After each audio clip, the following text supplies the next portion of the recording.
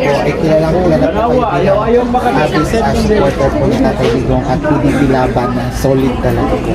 So ano po yung una namin katanungan, ano po yung masasabi ninyo sa mga patuloy na pumupunta dito kahit araw-gabi, kahit napupuyat sila pero grabe yung suporta po nila kay Tatay Digong para ingatan yung bahay ni Tatay.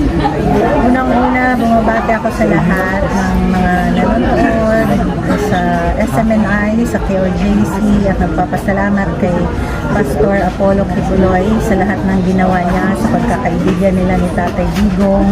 At ngayon sa gabing ito, nais kong pasalamatan kaya alam nyo, matagal ko nang nakilala si Tatay pero ngayon lang talaga ako tumuntong dito sa kanyang lugar na katungtong sa kanyang bahay mismo at sobrang pangilabot at nakakatindig balahibo kaning Bisaya bitaw nga dili magkasalapid atong dila ba.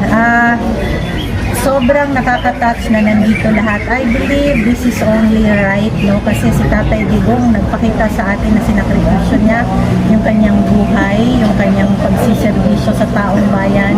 He is our hero. And ang pinakita ng mga vloggers, ang pinakita ng taong bayan, kung saan binabantayan nila kahit ang bahay ni Tatay Digong ay isang pagpapakita din ng heroism, no?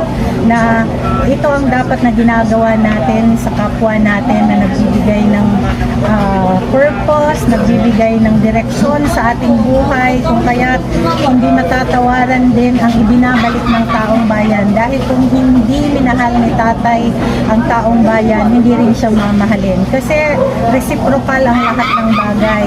Kaya nga po ito ang wala sa kahit kanino na leader, no?